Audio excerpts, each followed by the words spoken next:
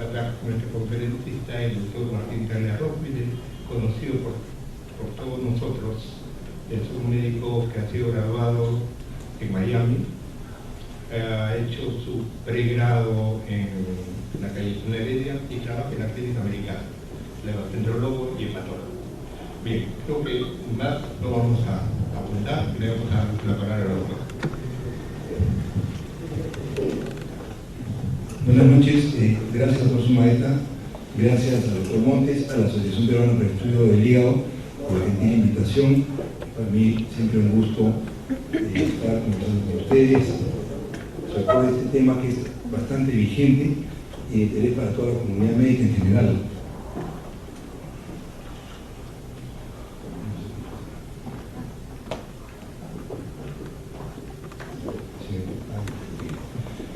Hay tres puntos que quiero tocar hoy. Primero vamos a tocar conceptos básicos de lo que es DILI, ¿no? Enfermedad hepática inducida por drogas. Algunos conceptos que todos debemos tener en cuenta, porque antes de aplicar los conceptos en el paciente cirrótico tenemos que aplicarlo en general para todas las personas que tienen potencialmente este problema de DILI. Luego vamos a brevemente mencionar algunos datos sobre cronicidad en pacientes de DILI, es decir, la mayoría de casos de DILI son agudos, son pacientes en quienes se autolimita el problema, pero hay algunos que sí se van a quedar crónicamente con la enfermedad inducida por drogas y van a ser un problema y pueden hacer cirrosis a posteriori, y vamos a más o menos modelos predictivos de eso. Y ya finalmente vamos a entrar en el tema del paciente DILI en el que tiene ya una enfermedad hepática crónica. Bueno, para que exista DILI tiene que haber varios factores. En primer lugar, tenemos que fijarnos en qué medicamento estamos utilizando. Conocer o revisar la físico-química, la farmacología del medicamento, es decir, es liposoluble, es hidrosoluble, cuál es su volumen de distribución y cuál es su historia toxicológica, si es que la existe. Pero este medicamento va a actuar en un ser humano, una persona que tiene diferentes variantes genéticas. No es lo mismo una persona del Asia que una persona afroamericana, que un caucásico. Luego tiene que ver mucho la edad también, lógicamente. Cuanto más edad, todos sabemos que hay más morbilidad con cualquier fármaco. Género, hay algunos, las mujeres son a veces más susceptibles a algunos fármacos, sobre todo cuando se trata de DILI inducida o que induce enfermedad autoinmune. Las mujeres son más predispuestas a esto. Luego también el estado nutricional. Una persona con el estado nutricional bajo, desnutrida, sea o no hepático crónico, va a tener de todas maneras una deficiencia de glutatión por el déficit nutricional, que va a tener menos defensa ante una injuria farmacológica. Por supuesto, el consumo del alcohol es capital, por lo que vamos a ver también ahora. En general, el estilo de vida, ¿no? Si la persona es obesa, si tiene NASH, si tiene hígado graso, va a estar más predispuesta a la toxicidad por cualquier fármaco. En cualquier comorbilidad, ¿no? Si tiene enfermedad cardíaca, pulmonar, etcétera, o renal, también va a influir en su riesgo de hacer DILI. Entonces, la compleja interfaz entre dos factores, el fármaco y la persona que lo consume, va a dar una interacción que a veces es impredecible, y es por eso que el DILI es una entidad, en la mayoría de casos, idiosincrática, ¿no? Si bien es cierto, hay ejemplos conocidos de fármacos como el paracetamol, por ejemplo, que sí es un poco dosis dependiente. La mayoría de fármacos, de los que vamos a mencionar ahora, tienen reacciones idiosincráticas. Entonces, no sabemos a ciencia cierta cómo va a actuar un medicamento en una persona que lo estamos administrando. Puede tener, ya sea actuar como un apteno, por ejemplo, o sea, según una proteína, y este complejo droga-proteína genera una reacción, una cascada autoinmune, y se genera un estrés oxidativo, injuria mitocondrial, muerte celular, apoptosis y todo lo demás. Entonces, el huésped, la persona que recibe esto, va a activar su sistema inmunológico, va a haber una inflamación. La inflamación va a llevar a una injuria tisular, que puede llevar a una necrosis o apoptosis, y el sistema también va a tratar de reparar esto, y ese intento de reparar puede generar más inflamación o fibrosis hepática. Entonces, como veremos, este es un marco general que nos da una idea de lo complejo que es la génesis de la injuria hepática por medicamentos. Entonces, para llamarle a un caso DILI, tenemos que caracterizar el caso. No cualquier elevación de aminotransferasas es considerada DILI. Entonces, se ha definido ya muy claramente por varias entidades científicas, Europa y Estados Unidos, que tiene que haber estos factores. En primer lugar, la sospecha clínica. Tenemos que estar pendientes si un paciente tiene algún efecto secundario que a veces son asintomáticos. A la menor sospecha tenemos que solicitar un perfil hepático, que es el punto de partida. Se considera que es DILI a partir de las 5 veces por encima de transaminasas. Y esto ha sido modificado. Antes decían que era solamente ALT, o era cualquiera de las dos, ALT o AST, más de 5 veces, en el contexto adecuado, que vamos a ver ahora con todos esos descartes, se le considera DILI. O la fosfatasa más de 2 veces lo normal. O, si no, las transaminasas, cualquiera de las dos, más de 3, y además la bilirrubina en más de 2 veces lo normal. Y vamos a ver que esto tiene una connotación especial, y lo vamos a mencionar ahora. Y luego vamos a ver si el patrón de injuria hepática bioquímica es a predominio hepatocelular o a predominio colestásico o a veces mixto. Y luego entonces iniciamos ya la investigación, que es la parte más crítica y la parte más importante para poder catalogar a una persona como portadora de DILI. Entonces tenemos que tener en cuenta estos 4 puntos. Ahora, el escenario en el cual nos desenvolvemos cuando nos enfrentamos a un paciente con enfermedad hepática inducida por medicamentos es lo que llamamos un escenario sucio. No es como un diagnóstico de hepatitis B o hepatitis C, que lo hacemos limpiamente con marcadores que nos dicen si es o no es. Aquí siempre hay variables que confunden, hay variables que no nos permiten hacer un diagnóstico claro, y tenemos que hacer una investigación muy completa. Y es por eso que les quiero traer un caso justamente que vi el mes pasado, para que vean lo difícil que puede ser a veces esto. Este es un paciente que tiene 57 años, diabetes tipo 2 de hace 7 años, hipertensión controlada, y que presenta desde hace 3 años una rosácea muy incómoda, con compromiso de los párpados, y le dificultaba incluso a veces la visión. Y entre agosto del 2018 y marzo del 2019 tomó el medicamento tetralizal, o sea, la limeciclina, administrada por un dermatólogo, a dosis de 300 miligramos 2 veces al día. El paciente es asintomático fuera de la rosácea. Entonces, él es referido a nuestra práctica por presentar su médico internista, lo había estado viendo y le había detectado hipertransaminasemia, por lo cual es referido. Él se encuentra tomando telmisartán, 80 miligramos diarios, y empagliflozina para su manejo de la diabetes mellitus a 25 miligramos diarios. Es un paciente obeso, tiene un índice de masa de 30 kilos por metro cuadrado, y su examen físico es totalmente no remarcable. Los análisis de laboratorio, teníamos unos análisis basales que tenía, ¿no?, de transaminasas, solamente le habían estado haciendo transaminasas, una elevación en diciembre de 2016, mucho antes de la tetraciclina, con una ligera elevación de la ALT, y sigue 107, 90, una elevación discreta, atribuible pues a su obesidad y todos los demás factores. Pero ya en octubre, o sea, 2 meses después de empezar el tratamiento con tetralizal, se le nota que tiene transaminasas en 238, y lo increíble es que siguió tomando, ¿no? Le siguieron dando porque le hacía bien aparentemente, estaba contento, le dijeron que no había problema.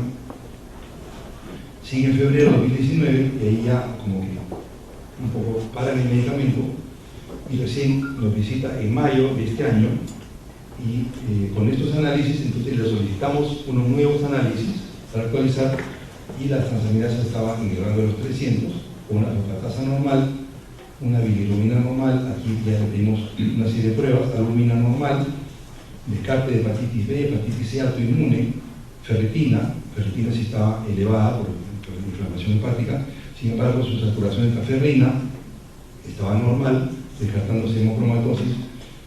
Le pedimos también antitransglutaminasa tisular, que fue negativa para descartar hepatopatía celíaca. El paciente no consume nada de alcohol, no consume ninguna droga ilícita, y tampoco consume hierbas o productos herbales fuera de prescripción.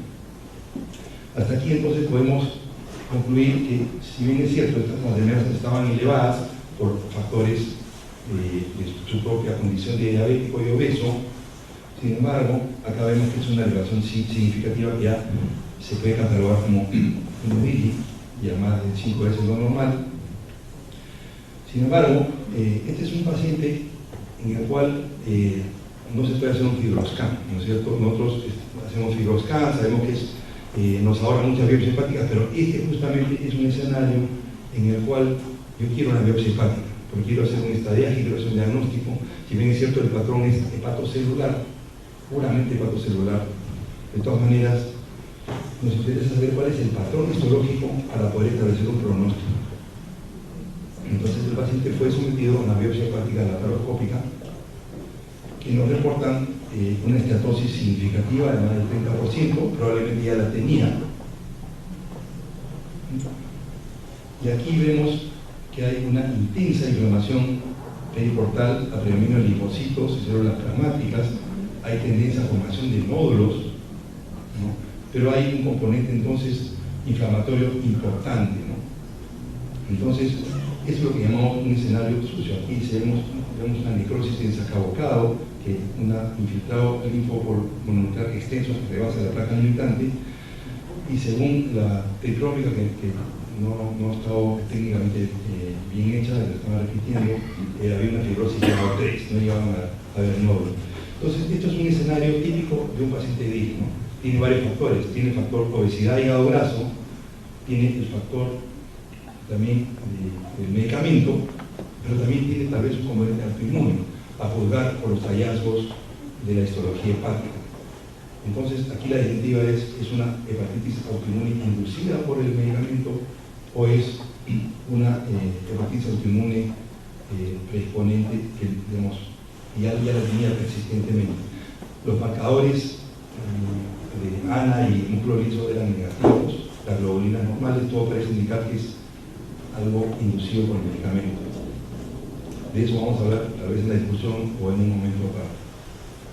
Entonces definimos el patrón histológico, el patrón bioquímico del daño. Es muy sencillo, hay el cociente R que ustedes conocen, que es una división entre la ALT o AST ahora, entre su límite normal para el laboratorio del que estamos trabajando, dividido entre la fosfatasa, a su vez dividida entre el valor normal superior de este laboratorio. Y si este ratio es más a 5, es un R hepatocelular. Si es menor a 2, es colestásico. Y si está entre 2 y 5, es un patrón mixto, ¿no es cierto? Sin embargo, tenemos que hacer un gran trabajo de investigación antes de catalogar a un paciente como DILI. En primer lugar, evidentemente, descartar hepatitis viral, de cajón, hepatitis B, hepatitis C, pero si las transaminasas están sospechosamente altas, también vamos a solicitar hepatitis A, que puede ser una hepatitis tipo aguda, y también la hepatitis E. Y hablan de muchos casos que habían sido antiguamente catalogados como DILI. Cuando uno investiga hepatitis E, un 15% son hepatitis E también. Entonces hay que tener siempre en mente que en nuestro medio existe la hepatitis E, descartarla. El alcohol, por supuesto, siempre hay que hacer una historia exhaustiva de consumo de alcohol en el paciente, enfermedades autoinmunes, hígado graso, como en nuestro caso, enfermedades biliares, ¿no? Las colestásicas, colegitis de la primaria, colegitis esclerosante secundaria, hígado de hipoperfusión, que ya no se llama hígado de shock, sino hepatopatía isquémica, pacientes con congestión hepática pasiva por falla cardíaca derecha, pacientes que han estado con algún tipo de hemorragia que pueden tener elevaciones de transaminasas agudamente, hay que obtener esa historia. Enfermedades cardiovasculares de diferente tipo por la misma razón. Las enfermedades tiroideas, la crisis tirotóxica puede dar incluso icterizas, transaminasas altas, o también el hipotiroidismo también puede alterar la bioquímica hepática, y una serie de enfermedades genéticas, reumáticas, metabólicas, de acuerdo al contexto clínico en el cual nos desenvolvemos. Una vez descartado todo esto, podemos decir que el paciente tiene DILI. Calculamos el valor R y catalogamos si es hepatocelular, mixta o colestásica. Sin embargo, no todo es así clasificable en esos tres grupos. Hay otros tipos de disforia hepática por drogas que no debemos dejar de tener en cuenta. Por ejemplo, existen drogas que causan enfermedad veno-oclusiva o trombosis de la vena hepática, de la vena subhepática, un síndrome de Buchiari, y hay una injuria vascular. Hay otras drogas, sobre todo tipo quimioterapéutico, que pueden causar eso. Y hay otras formas de DILI, por ejemplo, la tetraciclina, el ácido valproico, ¿no? A veces los AINES también, a veces el mismo paracetamol puede causar esteatosis hepática microvesicular, folicuria mitocondrial. Entonces, a veces también hay otras formas que no son clasificables, pero que también se consideran DILI en estos casos. Una de las fuentes más populares y más conocidas es el LiverTox. LiverTox es una página que me imagino que todos conocen y a la cual recurrimos frecuentemente. Es la mejor página para poder mirar el fármaco. La única limitación que tiene esta página, que yo encuentro, es que es una página norteamericana y que están solamente los medicamentos aprobados por la FDA. Pero hay muchos medicamentos europeos, por ejemplo, la nimeciclina que acabo de mencionar, no está en LiverTox, por ejemplo, ¿no? Entonces, hay muy poca literatura de la hepatotoxicidad de este fármaco específico, aunque sabemos que las tetraciclinas también pueden causar hepatotoxicidad. Entonces, el LiverTox es una página clave para que nosotros miremos ahí el fármaco, porque es muy completa. Cada fármaco tiene una monografía muy extensa, su farmacodinámica, su distribución hepática, monografía de casos clínicos y bibliografía. Entonces, es muy aconsejable. Y a su vez, el LiverTox nos deriva hacia lo más importante, que es el RUCAM, ¿no? El score RUCAM, que es las iniciales de donde fue ideado este complejo score, que es el Russell UCLA, no es un laboratorio Russell, se ideó hace bastantes años y sigue utilizando, ha sido actualizado recientemente, pero esencialmente el método RUCAM, al cual nos linkea, por decirlo de una manera, el LiverTox, tiene 7 ítems. Uno, el tiempo de latencia, es decir, el tiempo del cual se supone que tomó la droga hasta que hizo la manifestación hepática. Esa es una. La otra, el curso al descontinuar. ¿Qué pasa si yo continúo el fármaco? Si es sugestivo, incompatible o inconcluso. O sea, tenemos una puntuación por cada uno de estos ítems. Luego, los factores de riesgo concomitantes: edad, embarazo, uso de alcohol. ¿Qué medicación toma la persona con o sin potencial hepatotóxico? Ese es otro ítem del score. Investigación de causas, todo lo que hemos mencionado: virus, alcohol, enfermedades concomitantes. Información previa sobre la droga.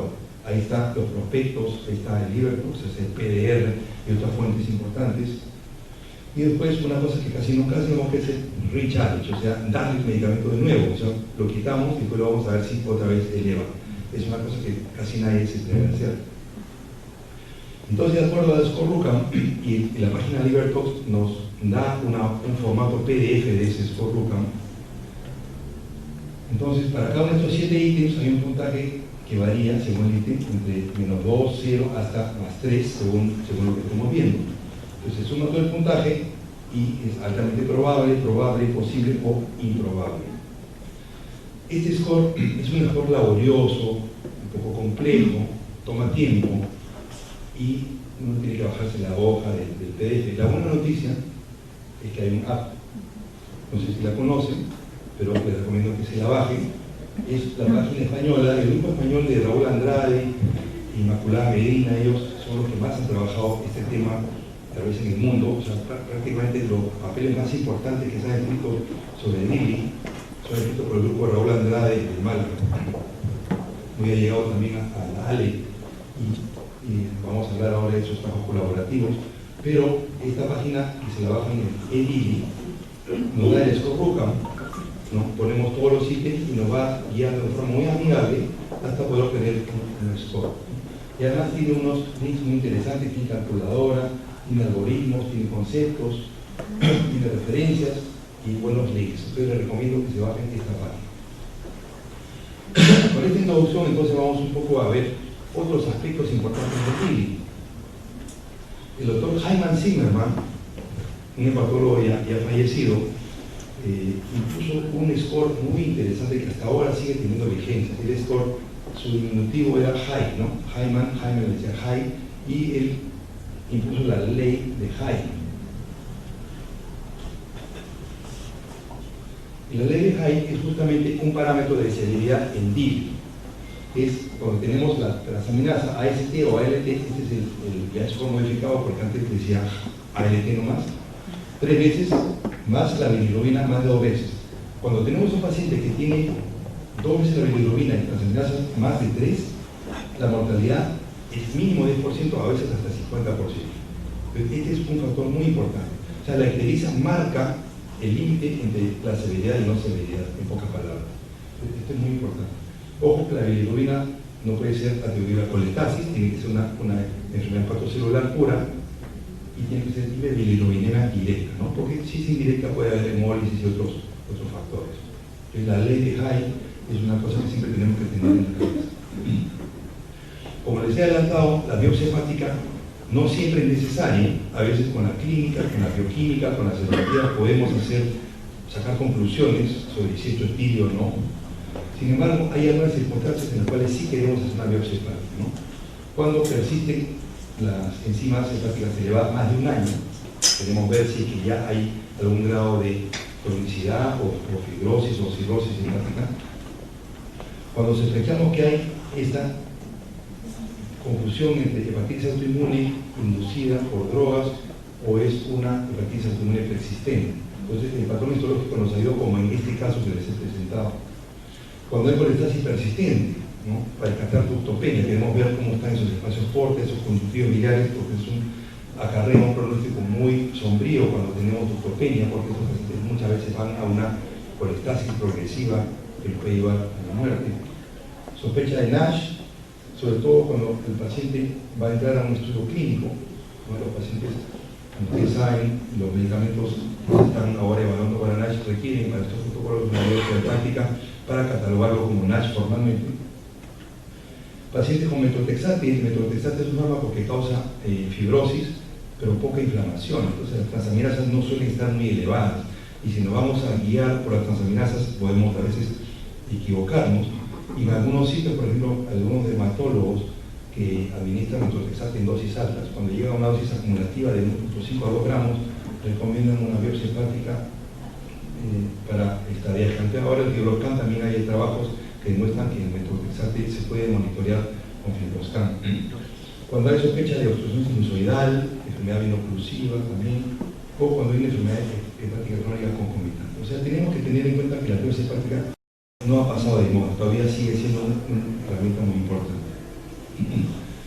Otro punto que les había mencionado al inicio es cómo saber si un paciente con DILI se volverá crónico. El grupo de Raúl Andrade en Málaga tiene un registro de 298 pacientes, publicado más o menos recientemente, y de este grupo de 298 pacientes, el 92% resolvieron en un cargo de 12 meses, pero un grupo de 8% de los pacientes, o sea, 25 de ellos, no resolvieron. Ellos establecieron que los predictores de cronicidad, cuando uno hace la evaluación del corte de 2 meses, si el paciente tiene fosfatasa un poquito elevada, 10% más de lo normal, o una bilirrubina más de casi 3 veces lo normal, persistente a 2 meses, esos pacientes tienen muchísima posibilidad de ir a una cronicidad. Entonces, este es un concepto importante. Si bien es cierto, en hepatitis B, por ejemplo, se define formalmente cronicidad a los 6 meses, en DILI nos esperamos un año antes de definir cronicidad. Y en este trabajo del grupo de Raúl Andrade, ellos dieron que los factores de riesgo más importantes, que tuvieron significancia estadística, fueron una edad de más de 63 años, comparado con lo que hicieron solamente la fase aguda, ictericia, como les he mencionado, ¿no? El 80% tuvo ictericia, diabéticos versus no diabéticos, 28% versus 10%, y dislipidemia. O sea, si tenemos un paciente que nos hace DILI, que tiene fosfatasa persistentemente elevada a los 2 meses, que hace ictericia, más de 60 años, y que es diabético y dislipidémico, ese paciente tiene una altísima chance de hacer una persistencia de enfermedad crónica por drogas. Ahora, ya analizando un poco la farmacodinámica de los medicamentos que usamos, hay 2 conceptos importantes: la biodisponibilidad del fármaco y la tasa de extracción hepática. La biodisponibilidad es la fracción de droga que alcanza la circulación sistémica, ¿no? Porque cuando ingerimos un medicamento, como ustedes saben, hay un primer paso hepático, vía portal, y el medicamento es metabolizado por el hígado y hay una fracción de este que circula. Esta es la biodisponibilidad del fármaco. Y la tasa de extracción hepática es cuando ¿qué parte de la droga es removida de la sangre a través de un primer paso hepático. O sea, cuánto de la droga se queda en el parénquima hepático para ser metabolizada.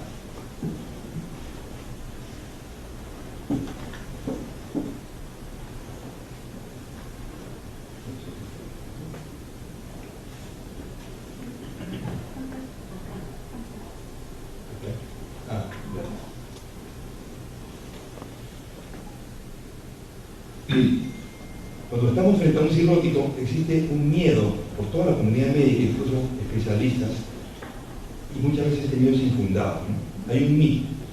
Las drogas, casi todas, no deben ser indicadas en pacientes con cirrosis, porque podemos hacerle daño al paciente. Pues esto es un mito porque la mayoría de pacientes cirróticos compensados pueden recibir los medicamentos con cierto cuidado, y eso lo vamos a ver ahora en algunos ejemplos. Sin embargo, no todos los cirróticos son iguales, no todos los cirróticos compensados son iguales. Yo puedo tener un cirrótico compensado, pero que tiene varices esofágicas y ya está empezando a hacer hipertensión portal significativa, y uno que no tiene varices esofágicas y no tiene tanto chanting. Entonces tenemos que ver específicamente qué clase de cirrótico es el que tenemos al frente. Entonces, nos planteamos las siguientes preguntas. ¿Cómo estudiamos el riesgo de toxicidad de cirrosis? ¿Cómo conocer la dosis exacta o ajustar la dosis del fármaco que vamos a administrar sin riesgo de toxicidad? ¿Y hasta dónde le vamos a creer al famoso prospecto, al papelito que nos viene en el fármaco? Casi todos los estudios clínicos excluyen a los cirróticos de los estudios clínicos. Entonces, realmente no hay mucha data. Si ustedes se ponen a fijarse, casi todos los estudios clínicos son pacientes no cirróticos, los estudios muy compensados. Entonces, cuando vemos el prospecto nos asustamos, ¿no? Todo eso está contraindicado en enfermedades hepáticas. Pero fíjense ustedes, miren las drogas frecuentes que utilizamos: metformina, estatina, vamos a hablar de estatinas también en un momento, clonazepam, estrógenos, son medicinas de uso diario. Sin embargo, cuando revisamos el prospecto, están muchas de ellas contraindicadas en enfermedades hepáticas y no están así. Entonces, el cirrótico tiene varias variables que tenemos que considerar. Vamos a mencionar algunas de ellas. Por ejemplo, algunos tienen gastropatía hipertensiva portal que va a veces con una dismotilidad gástrica, va con gastroparesia, ¿no? Y esto puede asociarse a shunts portosistémicos, y la droga libre puede estar en mayor concentración en la persona. También hay motilidad intestinal alterada, sobre todo cuando hay ascitis, y esto puede retardar la absorción del fármaco y disminuir su eficacia, al contrario, ¿no? El flujo sanguíneo hepático puede estar disminuido por shunting, y entonces eso puede dar una mayor biodisponibilidad del medicamento, puede dar mayor droga circulante de forma libre. El glutatión hepático, por la sarcopenia y la desnutrición, puede estar disminuido en estos pacientes y puede haber mayor susceptibilidad a la hepatotoxicidad. Cuando hay hipoalbuminemia y el fármaco es liposoluble o afín a la albúmina, la fracción de droga libre que está circulante es mayor y puede haber una mayor toxicidad también por mayor droga libre. Muchos de estos pacientes con ascitis ya tienen una disfunción renal, ¿no? Tienen una historia hepática crónica, persistente o exacerbada por la enfermedad aguda hepática, y puede haber entonces una menor excreción renal, lo cual contribuye a la toxicidad. Todos estos factores tenemos que tener en cuenta en los pacientes. Por ejemplo, esta es una revisión interesante que encontré, donde se ve cuál es la biodisponibilidad en normales versus cirróticos. Vamos a ver algunas drogas importantes. El carvedilol, por ejemplo, que es una droga que se utiliza para el manejo de varices esofágicas, que ya ha sido largamente estudiada y con gran eficacia, hasta mejor que el propanolol en algunos casos. Ven ustedes que en el normal su cociente de biodisponibilidad es 0.2 versus 0.8, o sea, 4 veces más posibilidades de droga libre en el cirrótico. Por eso es que uno tiene que empezar en dosis muy bajitas cuando empieza carvedilol, 6.25, no más que eso, y titulando. Lo mismo menciono acá, me interesa la meperidina y midazolam, ¿no? Lo que hacemos en endoscopia digestiva. Un cirrótico y la biodisponibilidad de la peptidina 2 veces y midazolam 2 veces. O sea que hay que dar la mitad de la dosis para una endoscopía en un paciente con cirrosis. Y así por el estilo con otros medicamentos. Entonces, ¿qué medicación hay que obtener antes de prescribir a un cirrótico o a un paciente hepatopata crónico?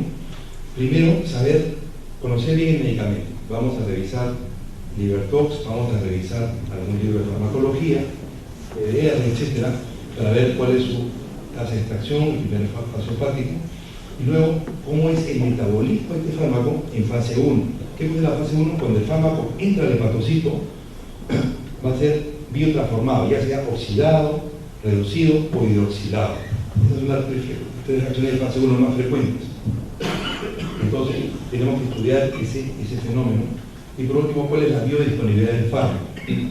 Y en el paciente, si es cirrótico, si está histérico o no. Si está histérico, definitivamente está descompensado y por lo tanto sus posibilidades de hepatotoxicidad son mucho mayores.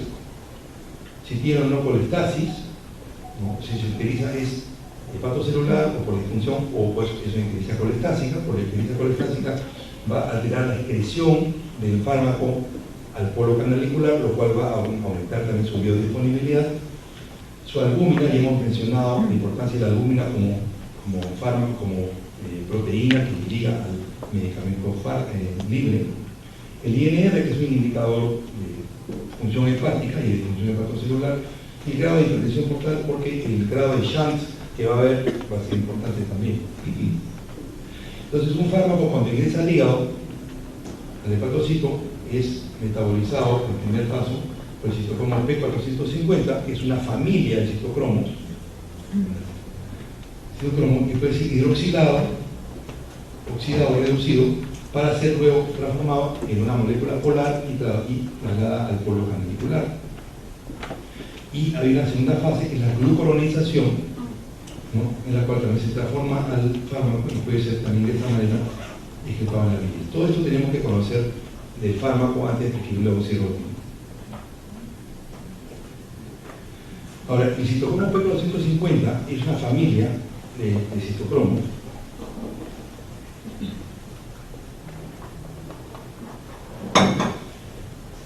de las cuales hay varias variantes.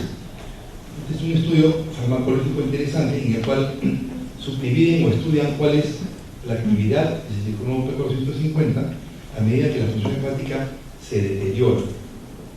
Y hay algunos de ellos, y se conoce algunos fármacos exactamente por qué citocromo están metabolizados.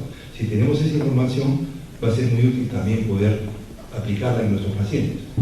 Pero fíjense ustedes, a medida que avanza la disfunción hepática, o sea, a medida que se deteriora el paciente con cirrosis, va disminuyendo la actividad de algunos citocromos, pero de otros no tanto. Y el que se mantiene casi incólume es el citocromo P450 de la variante 2E1. Y justamente el 2E1 es el que metaboliza el alcohol en el alcohólico crónico. O sea, estos alcohólicos mantienen todavía su citocromo P450 2E1 activo y capaz de interactuar con el alcohol, y de esto puede resultar una toxicidad hepática importante con un fármaco. Es por esta razón. Como ustedes saben, los cambios fibróticos comienzan en el sinusoide, empiezan a taparse las fenestras, empieza a haber una colagenización del espacio de Lis, una contracción de los sinusoides y se convierten en capilares casi como cualquier otra parte del organismo, formando los nódulos, y estos nódulos determinan pues la formación de Shanti que va a aumentar la biodisponibilidad del fármaco. Lo mismo ocurre con los TIPS. Tenemos que tener información. Si el paciente ha sido un cirrótico Child A, por ejemplo, con una función hepática más o menos preservada, pero con gran hipertensión portal, este paciente va a tener, por ejemplo, un TIPS que será puesto por el sangrado varicial, y el TIPS va a hacer que el fármaco rápidamente pase a la circulación sistémica y va a aumentar su biodisponibilidad. Entonces tenemos que saber, por más que no sea tan marcada la disfunción hepática, si tiene un TIPS, eso lo va a poner en desventaja porque va a haber un mayor pasaje directo de la sangre portal a la sangre sistémica. Otro punto importante, ahora que ya estamos en la era de los fármacos antivirales directos para hepatitis C, ya es conocido por todos aquí, que hay contraindicaciones. En un cirrótico descompensado no se debe usar ningún inhibidor de proteasa, ¿no? Para mencionar algunos de los fármacos que hoy por hoy utilizamos todos los días. Entonces, todo lo que sean los Paritaprevir, Cimerevir, el Vasvir, el Voxilaprevir, etc., no pueden ser utilizados en pacientes cirróticos descompensados, como lo señalan las guías tanto americanas como europeas de medicina.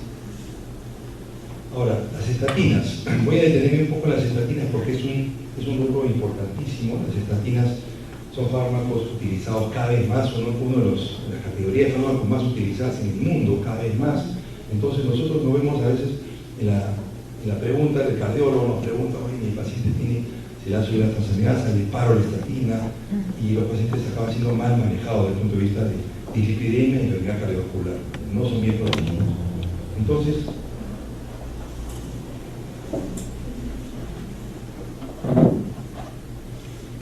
este es un estudio importante, muy interesante, que nos ilustra que el miedo a las estatinas es totalmente infundado.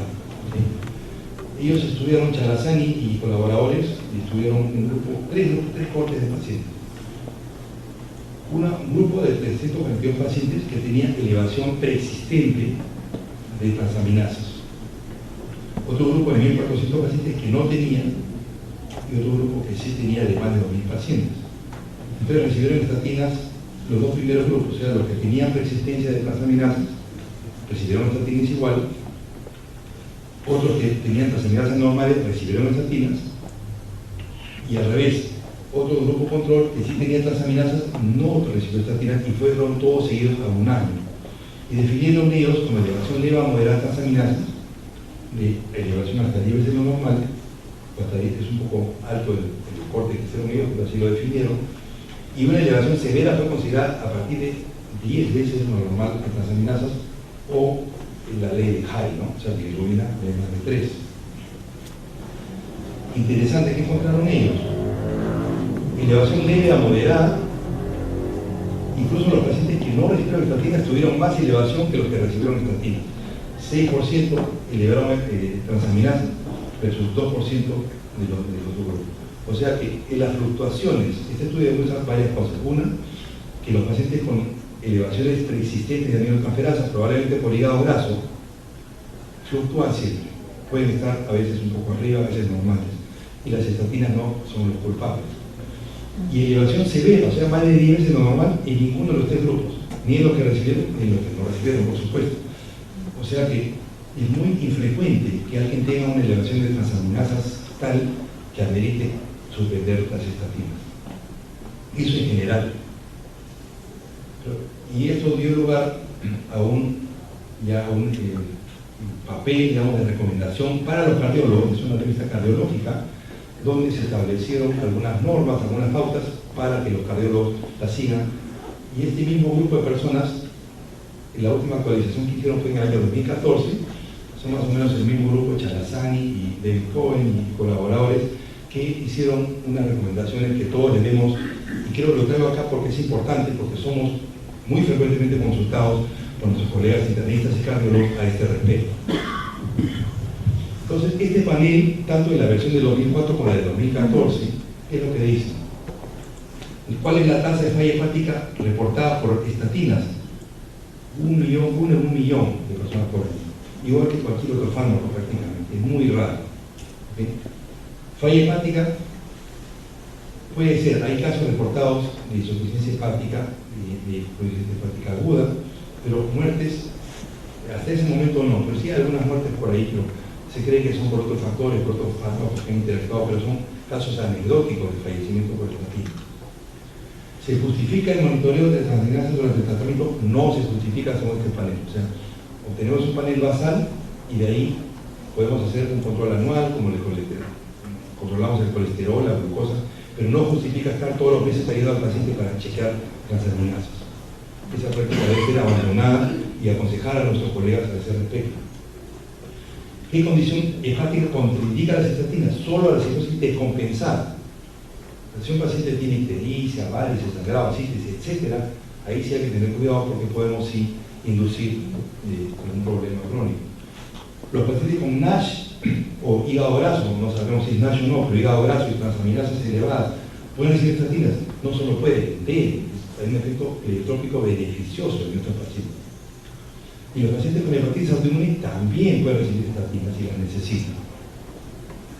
Entonces, es razonable, según estos expertos, este panel, estoy haciendo un resumen de los dos artículos, es razonable pedir perfil basal. No hay que reducir la dosis de estatinas solo en bases transaminasas. Muchas veces hemos visto que le dicen, no señora, tome usted solamente 10 miligramos lunes, miércoles y viernes. El colesterol sigue fuera de control. Pues si no, deje el mes y dentro de un mes y medio me busca y empezamos de nuevo y así paran y comienzan de nuevo. Eso no es aceptable. La dosis debe ser la mínima posible que controle la dislipidemia, porque recordemos que los pacientes con hígado graso, la principal causa de mortalidad no es cirrosis, no es el hígado, es cardiovascular. Queremos proteger al paciente cardiovascularmente con las estatinas. Otra vez la ley de High, ¿no? La bilirrubina. Tenemos una bilirrubina que se eleva, ahí sí hay que, se prende la luz roja, ahí sí hay que suspender porque eso es ley de High, ¿no? Y luego, el consumo de alcohol concomitante se puede, sí, pero lógicamente con moderación, 1 a 2 tragos al día máximo.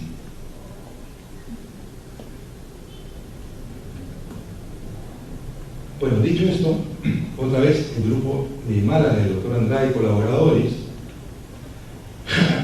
en su equipo de DIL español, entre el 94 y el 2012, en 40 hospitales de toda España, tienen 858 casos de DIL, 47 de los cuales eran por estatinas. Y vamos a ver qué pasa con estos casos. 5.4% de los pacientes de DIL eran por estatinas en España.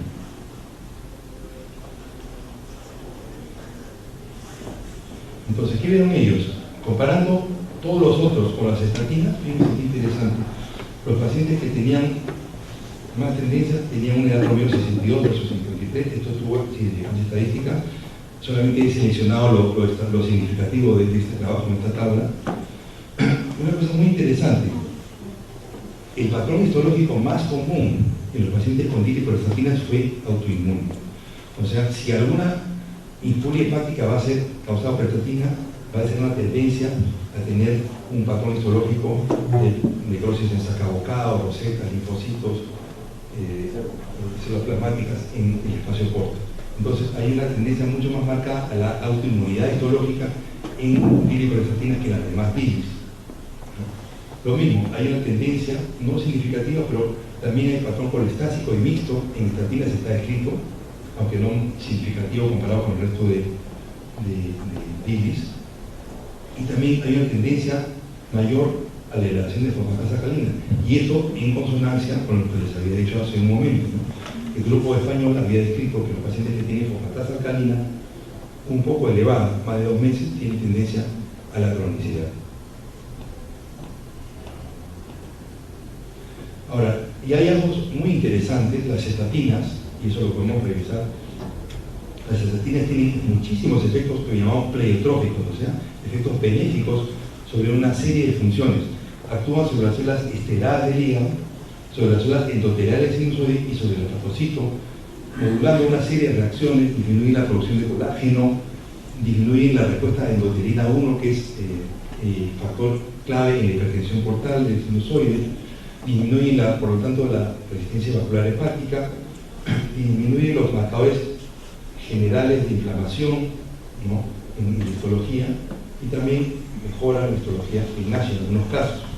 Incluso se ha visto en estudios clínicos que las transaminasas disminuyen en pacientes que reciben esto por NASH.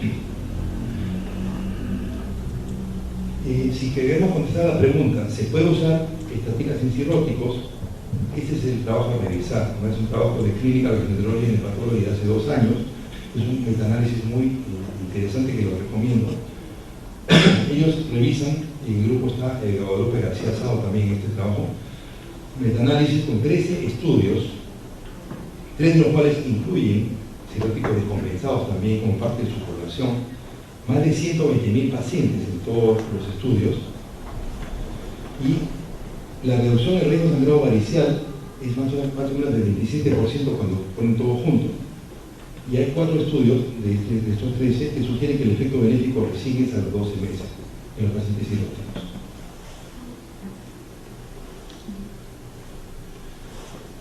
El riesgo relativo de progresar a fibrosis hepática en 5 de los 3 estudios es de 0.42. O sea que hay una tendencia a la disminución del riesgo en progresión a la fibrosis. Es decir, si tenemos un paciente con fibrosis F2, F3 y le damos una estatina según este trabajo, podemos beneficiarlo y alargar su progresión a cirrosis. Luego, cuando ya tenemos una cirrosis establecida, el riesgo de empeoramiento de su hipertensión portal, o sea, el riesgo de hacer varices y sangrar de ellas, también disminuye en 3 de los trabajos, cuando miraron específicamente ese punto, con la administración de las diversas estatinas. Entonces, ya para terminar y dar lugar a la discusión y preguntas, debo mencionarles que la existencia de hepatopatía crónica es un factor de riesgo para DILI definitivamente, pero sobre todo en cirróticos descompensados. No hay suficiente información porque, como les he dicho, los cirróticos generalmente son excluidos de los estudios clínicos, más aún los cirróticos descompensados. Entonces no hay mucha información y tenemos que ser muy cautos en individualizar al paciente y cuando vamos a administrar un medicamento, familiarizarnos con él y familiarizarnos con el caso específico de nuestro cirrótico que tenemos al frente. Si el paciente no es cirrótico y si el paciente tiene una enfermedad hepática crónica, generalmente no hay problema con administrar cualquier fármaco como cualquier otra persona, la función hepática es buena. No guiarnos del papelito, del inserto, del fármaco, eso casi nunca lo tenemos que leer. Vamos a una fuente, vamos a Libertox, y si ya el paciente nos viene, si nos deriva, o el paciente nos hizo ya un problema que sospechamos DILI, utilizar los criterios RUCAM, ¿no? Que no es otra cosa, yo lo comparo al FOR Apache, ¿no? Tenemos un paciente con pancreatitis aguda, nuestro FOR Apache es una manera sistemática de asegurar que no se nos ha pasado nada en este paciente. Lo mismo es el RUCAM, ¿no? Es una lista, es un checklist de cosas que tenemos que chequear antes de catalogarlo como DILI. Solamente unos minutos para mencionarles algo importante. Acá hemos tenido alguna colaboración con el grupo de Fernando Besone, Nelly Hernández, argentino y Uruguay, amigos nuestros, amigos de nuestro país, han venido varias veces. Ellos son pioneros del estudio de DILI en Latinoamérica, en ALE, lideran el grupo de interés en DILI en la Asociación Latinoamericana de Estudio del Hígado, y se ha hecho una publicación conjunta, ¿no? Con España también, y el doctor Besone ha publicado recientemente el resultado de este trabajo en Clinical Liver Disease hace un par de meses. Vean ustedes, estos son los casos de DILI reportados en Latinoamérica. Nosotros, gracias también al apoyo del grupo de residentes, por tengo el honor de interactuar, de Hospital Cayetano Heredia, hemos presentado 12 casos a esta serie, y estos son los casos peruanos que hay aquí. Pero miren ustedes, Argentina 143 casos, Uruguay 104 casos.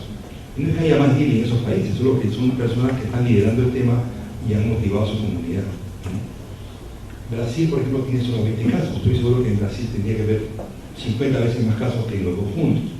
Pero es cuestión de reportar. Nosotros tenemos que reportar, tener la costumbre de reportar todos los DILI que veamos, estudiarlos y no solamente quedarnos ahí, sino que reportemos como comunidad gastroenterológica y patológica peruana.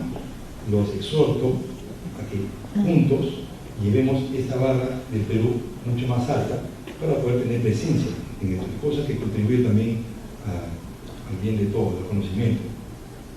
Por ejemplo, acá se compara en este estudio, esto es muy interesante, ¿no? Los 311 casos de DILI en Latinoamérica, de esta serie, los 878 españoles, del doctor Andrade y grupo, y el grupo DILI de Estados Unidos, más o menos comparable al español en número, liderado por Nacha Alazán y colaboradores. Y vean ustedes, en las 3 series, el agente más común causante de DILI es la combinación amoxicilina-azoclavulana, tan utilizada por los médicos, por los otorrinos, neumólogos, incluso a veces gastroenterólogos también lo utilizamos. Hay que tener cuidado, este fármaco es muy causante de colestasis, ductopenia, etc., ¿no? Luego, la nitrofurantoína, en Latinoamérica muy utilizada, los urólogos todo el tiempo lo utilizan, crónicamente, ¿no? Le dan a la señora con nitro recurrente nitrofurantoína de larga acción de por vida, ¿no? Estos son pacientes que hay que tener cuidado, porque conocemos que la nitrofurantoína es uno de los pocos fármacos causantes de cirrosis hepática por medicamentos, produce bilis crónica, la nitrofurantoína. Luego los AINES, ¿no? Diclofenaco, antipliegue, por ejemplo. En el Perú, ¿cuánta tuberculosis tenemos? Muchísima tuberculosis. Usamos fármacos antituberculosos todos los días y a cada rato. Sin embargo, en Latinoamérica, 12 casos de bilis por TEL. Es increíble. En el Perú debemos tener muchísimo más que eso. Tenemos que reportarlo. Y así una miscelánea de casos, ya los que siguen ya son 1 o 2 casos que no vale la pena ponerlos en la tabla, ¿no? Por ejemplo, los españoles tienen mucha toxicidad hepática por el ibuprofeno, ¿no? Pero tienen mucho más drogas anti-T causando bilis que nosotros, y eso no puede ser. Entonces, esto es por supuesto, bastante dependiente de quién lo está reportando y cuál es la motivación que hay. Entonces, el doctor Besón y colaboradores tienen un formato especial, que lo hemos llenado, ¿no? Donde se pone la afiliación, que es una especie de RUCAM, sin que diga RUCAM, pero es un formato que uno tiene que reportar los análisis, la fecha de comienzo del fármaco, ¿no? La fecha de fin del fármaco, si hay histología o no, si hay, y cuál es la secuencia de bioquímica que ha seguido el caso, ¿no? Cómo fueron las transaminasas antes, como les presentaba la tabla del caso que les mostré hace unos momentos. Entonces, otra vez, este formato está al alcance de todos.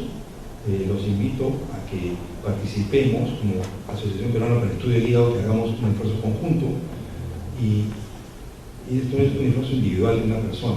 Todas las personas que han reportado casos en los 12 que tenemos están en la base de datos. O sea, ellos guardan, y yo les pongo quiénes son los médicos que han reportado el caso, y esos tienen base de datos. O sea, todos ustedes pueden participar. Si así lo desean, pueden escribirme un correo electrónico. Yo con mucho gusto les envío el informe. Muchas gracias.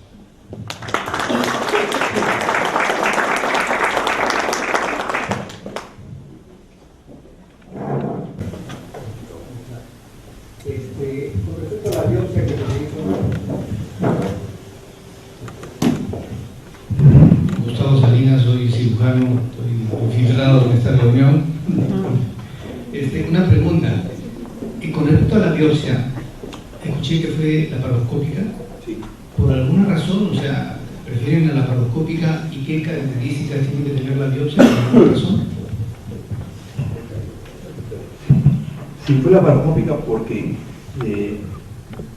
por experiencia, las biopsias percutáneas obtenidas con aguja fina, por ecografía, suelen ser a veces no tan confiables, fragmentadas, delgaditas, por lo menos en nuestra experiencia, y la biopsia laparoscópica es sencilla, obtiene buenas muestras y queremos tener una buena cantidad de espacios porta, por lo menos 11 espacios porta.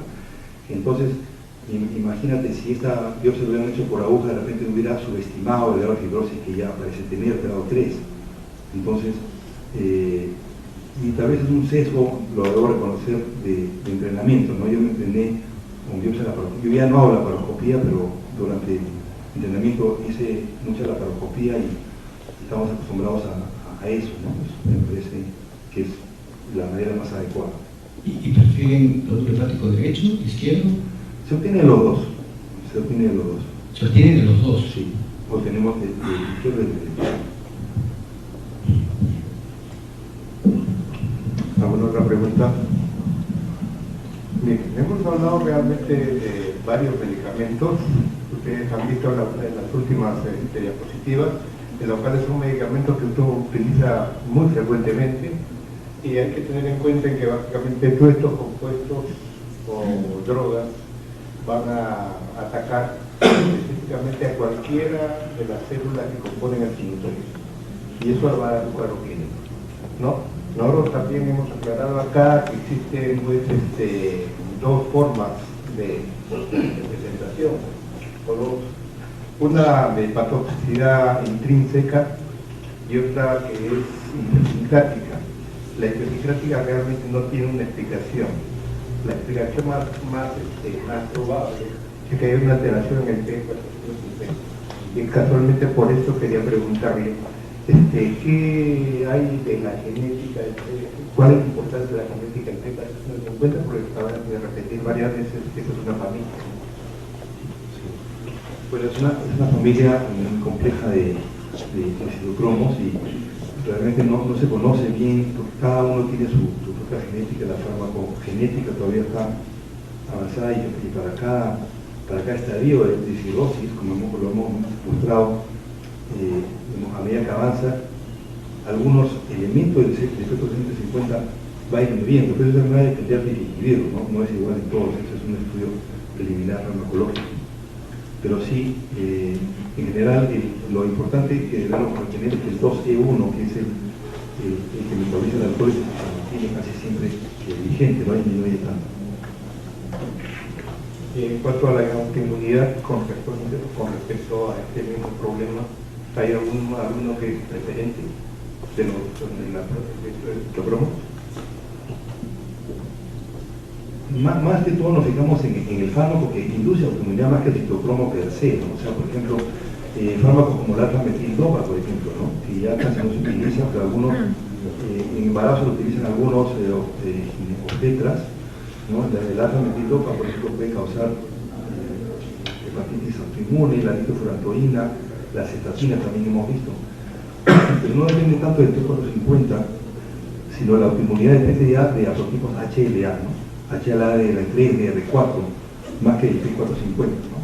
Ya la autoinmunidad es una cuestión mucho más ligada a la histocompatibilidad que el T450. ¿Alguna forma de diferenciar una hepatitis autoinmune de un virus realmente? Esa pregunta es interesante y es a veces un poco difícil. Lo que recomienda la revisión y las guías es que si uno tiene la duda y si el patrón histológico es autoinmune, uno lo ve lógicamente primero parar el fármaco, ¿no? Y luego empezar un curso de corticoides, unos 40 miligramos de prednisona, y ver cómo va la respuesta bioquímica, ¿no? La respuesta bioquímica puede ser atribuible o a que paramos el fármaco o que estamos dando un tratamiento para autoinmune, hasta ahí no sabemos. Pero en el tiempo, a medida que disminuimos el corticoide y hasta que lo mantenemos en una dosis mínima, porque siempre autoinmune uno tiene que mantener al paciente por lo menos 2 años en una dosis bajita, 5 a 10 miligramos, importante, porque entre paréntesis, si quitamos el corticoide en 3 meses, el paciente va a recurrir de todas maneras. Pero la clave está, si es un DILI que causó un patrón histológico tipo autoinmune, no va a recurrir, casi nunca.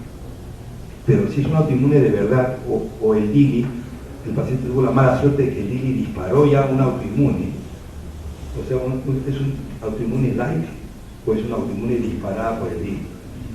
Y hemos visto las dos cosas. Si el paciente es un autoinmune que fue disparado por el DILI, va a tener una recurrencia y en el tiempo lo seguimos y va a tener otra vez transaminasas altas y ya lo tengo que tratar como autoinmune para toda la vida, ¿no es cierto? Con corticoides a larga de 2 años por lo menos, azathioprina y todo.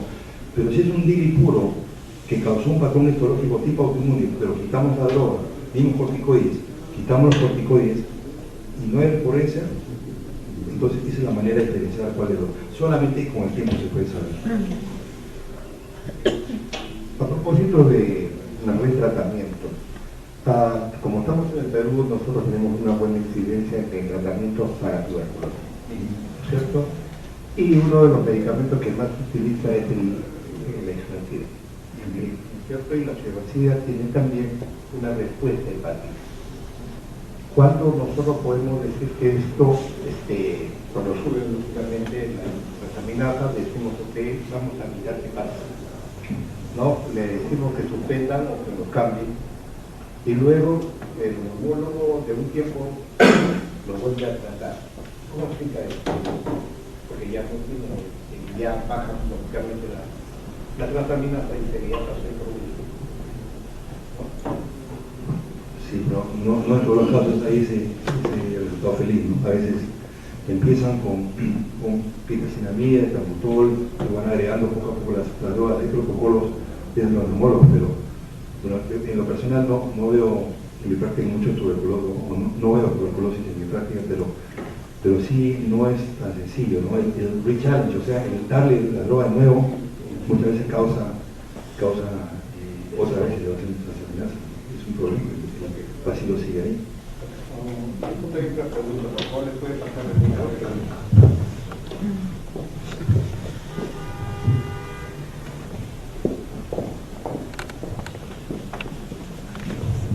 Doctor Carmen, ¿cómo está? Buenas noches. Una consulta. En los casos que usted mencionó, cuando ya hay un DILI bien definido y tenemos un paciente que usualmente, las drogas que usted comentó, que son muy usuales, las estatinas o el paracetamol o la amoxicilina ácido clavulánico, en un paciente que ya ha tenido un DILI establecido, comentó también de que podríamos tal vez volver a retomar en algún momento ese tratamiento a través del estadiaje del RUCAM. ¿Cómo es que se hace? ¿En qué momento? ¿Qué parámetros debiéramos tener en consideración para poder volver a intentar darle estos medicamentos a los pacientes? Por ejemplo, en los pacientes que tienen sobrepeso o obesidad y que se van a beneficiar mucho de una estatina. El riesgo de sus beneficios, ¿no? Si es que es un fármaco, por ejemplo, si es amoxicilina clavulánico y hizo DILI, yo no le voy a dar ese antibiótico otra vez, voy a buscar una alternativa, definitivamente. Pero un medicamento subcrónico como las estatinas, por ejemplo, si el beneficio es grande y el paciente hizo DILI, pero si es un DILI, hay que ver qué tipo de DILI. Si es un DILI con ictericia, que es la regla Hyde, ni hablar, le voy a dar otra vez ese fármaco. Yo no, en la persona no me atrevería a hacer un re-challenge si hubo ley de Hyde, ¿no es cierto? Pero si fue un DILI más o menos leve, y no hubo tanto compromiso y el paciente lo necesita, las estatinas, por ejemplo, ya que mencionas estatinas, las hay de diferentes tipos, ¿no? Que son liposolubles, otras hidrosolubles, no son todas iguales. Trataría de buscar una estatina, pero de otra categoría, para ver si logro y cuál es el momento más adecuado. Definitivamente cuando las transaminasas ya están casi cerca de lo normal. O sea, no le voy a hacer un re-challenge cuando el paciente está todavía en 300 de transaminasa, ¿no? Tengo que esperar que baje, definitivamente. Esa sería mi posición. En el caso de tener un fármaco de uso crónico que lo necesite, y no son muchos. La mayoría de fármacos de DILI son fármacos, o sea, AINES o antibióticos, como hemos visto, que son fácilmente reemplazables por otro tipo de moléculas, ¿no? Pero las estatinas, y por eso me he tomado un poco de minutos en las estatinas, porque es un fármaco de uso muy común, y sí debemos tener cuidado. Pero para render la respuesta, entonces, el timing, el tiempo es cuando ya están muy de bajada las transaminasas y procurando usar otra categoría farmacológica de estatinas que no sea la original que causó el DILI. Doctor Valdivia. Quería preguntar, en relación a la biopsia hepática, nosotros estamos acostumbrados a hacerlo por la paroscopía. El doctor Gustavo Salinas mencionaba esto en base a quería preguntarle cómo hacen los cirujanos, ¿no? Porque la mayoría de veces que le pedimos hacen la biopsia del borde hepático y el patólogo informa fibrosis, pero prácticamente la mayoría de veces que lo he pedido no ayuda, ¿no? Entonces a lo mejor sería una laparoscopía, como decía el doctor Marquitagli, o cómo lo hacen en realidad los cirujanos para una buena documentación, ¿no? Antes de los cirujanos, yo les pido específicamente, no me hagas cuña, o si la haces, hazla, pero además hazme aguja. La aguja throughput más profunda y da una representación mucho más fidedigna, porque efectivamente la biopsia de cuña tiende a sobreestimar la fibrosis, ¿no? Tiende a haber más fibrosis en la cápsula. No sé qué opina Gustavo.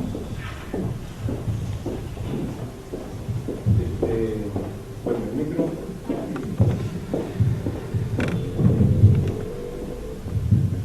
Bueno, nosotros hacemos de rutina, nosotros hacemos cirugía bariátrica y a todos los pacientes les hacemos biopsia hepática.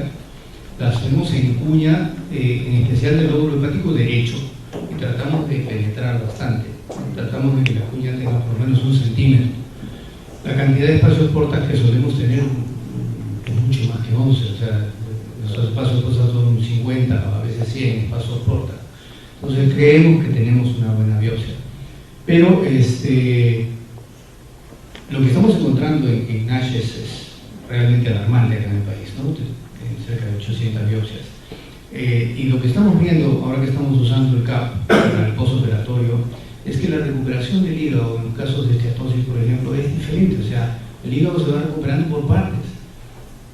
O sea, la parte periférica del hígado empieza a recuperarse más que la parte central. Entonces, las biopsias realmente, una biopsia de una parte del hígado no es la representación de todo lo que pasa en el hígado, eso es cierto. O sea, deberíamos de tener es lo que creo yo, deberíamos de tener una biopsia que sea de la periferia, pero debería haber una biopsia profunda.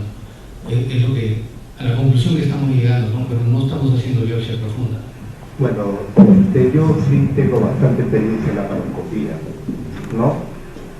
Yo he estado trabajando en el Hospital de Bagliati, no he trabajado desde los tiempos del doctor Rolando Figueroa, y pues tengo cientos de laparoscopía. Y justo en el punto del hígado graso, nosotros acostumbramos a tomar no una, sino varias muestras con aguja de Mengele dirigida, ¿no? Dirigida a ambos lóbulos, y eso nos da un parámetro del compromiso real, porque el hígado se compromete difusamente, pero no en la misma velocidad, ¿no? Entonces eso creo que es una buena técnica. Y realmente los patólogos siempre dicen fibrosis, como decía el doctor Valdivia, porque justo está en el borde, ¿no? En el borde, el borde fibroso también, casi por costumbre, que diríamos nosotros. No, la mejor biopsia es donde se agarra más, vamos a ver, en términos más carne, en el lóbulo derecho o en el lóbulo izquierdo, pero en la parte media realmente. Y uno cuando va a hacer la paroscopía puede incluso evitar problemas de puente sagrado posterior, porque está mirándolo y puede dañar. ¿Ok? Una pregunta, con respecto a los patólogos, lo que estamos encontrando es que el nivel de concordancia, porque a veces mandamos las biopsias a dos patólogos, y el nivel de concordancia es bastante pobre, diría yo, ¿no? Hay patólogos que ponen dosis 0 y el otro patólogo pone F3, y patólogos hepatólogos. Ok, bueno, había una pregunta más. Buenas noches. En este caso solemos pedir perfiles hepáticos, pero han mencionado que no siempre hay alteración en estos, las transaminasas a veces pueden permanecer intactas. En este caso, ¿usted recomendaría que estos pacientes que son sometidos a largo plazo a estos tratamientos tengan algún estudio de FibroScan, o va a depender de cada paciente dependiendo del tiempo o de la dosis de medicamento que reciban? Lo que usan más hace muchos años, ¿no? Pero se llega mucho más rápido con la dosis que dan los dermatólogos para la psoriasis. Cuando yo estaba entrenándome, hacíamos biopsias hepáticas en el servicio de hematología que había en el hospital. Cada 2 gramos hacíamos una biopsia hepática para ver. Hoy en día ya hay artículos que con el FibroScan pueden acceder bastante bien. Yo creo que el FibroScan es un método perfecto para no invadir a un paciente con metotrexato necesariamente. Entonces el FibroScan sí es muy aceptable para este propósito, perfecta indicación. Salvo que ya sea otras cosas más, libre, con otra interacción, que las facilidades empiecen a subir. Qué raro, el metotrexato no debería causar esto, hay otra cosa. No vaya a haberse agregado un autoinmune, como son pacientes con psoriasis o con enfermedades reumáticas, pueden hacer un autoinmune y se nos está metiendo al medio, en el terreno sucio, aparte de la fibrosis con una autoinmune, la hidrobiopsia hepática. Doctor, buenas noches. Una pregunta, cuando se hace el pre-challenge, por ejemplo, con estatinas, ¿debe haber un seguimiento de las enzimas hepáticas y debe haber una periodicidad? ¿Hay algo establecido? No hay nada establecido, pero es lógico, ¿no? O sea, si es primera vez que doy estatinas, no está indicado hacer seguimiento. Pero si estoy haciendo un pre-challenge, sí, ahí sí está indicado. No hay parámetros para eso, no hay nada escrito al respecto, pero ya es cuestión de un poco el arte de la medicina, ¿no? Si estoy dando un pre-challenge con otra estatina diferente, por lo menos al comienzo cada mes lo voy a seguir, porque tiene muchísimo más riesgo de hacer débil y autoinmune que la primera vez, ¿no? O que otro paciente que no lo hizo. Creo que si bien es cierto estamos tratando medicamentos, DILI también significa dieta. Entonces, también en hierbas tóxicas. ¿Qué experiencia tienes con esto, dado que en China se está reportando bastante por la comida china?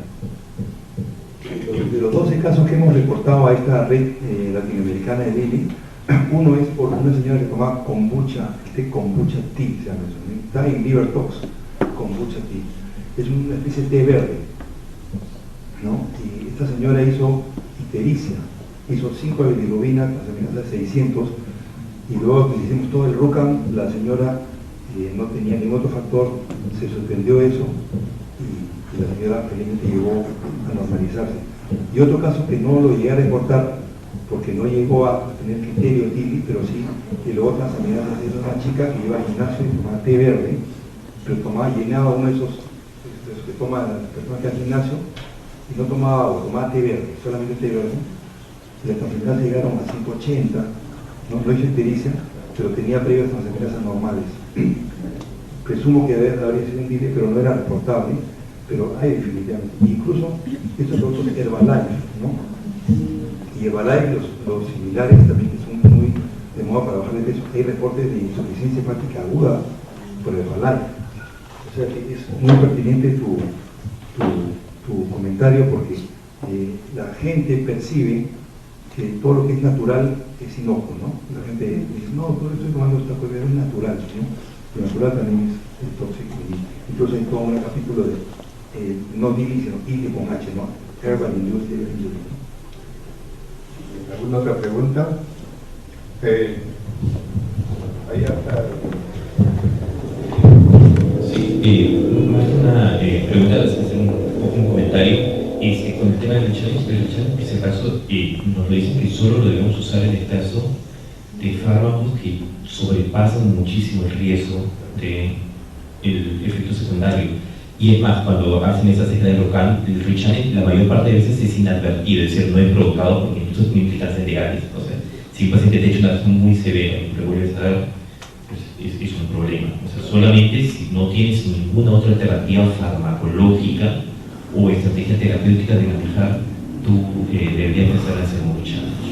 ¿Okay? Y con el tema de estatina, que bien lo ha mencionado el doctor Pablo, quiero felicitar por una excelente exposición, es uno de los fármacos en los cuales el miedo se ha ido perdiendo poco a poco, porque antes había mucho miedo, y si bien se está tratando de difundir el hecho de que no son tan hepatotóxicas como se creía, todavía hay mucha gente que le tiene miedo, y por efecto de clase uno puede ver que cuando uno está usando las estatinas, los pacientes pueden llegar a transaminasas hasta menos de 5 veces, pero con el uso continuo va disminuyendo. Eso no es un verdadero DIL, es una reacción simplemente adaptativa y que posteriormente se normalizan y no pasa nada. Entonces no tiene mucho sentido el monitorizar las transaminasas, porque a veces la persona tiene que se eleva 3 veces y eventualmente decía, ok, lo paramos porque va a ser hepatotoxicidad, y no es así.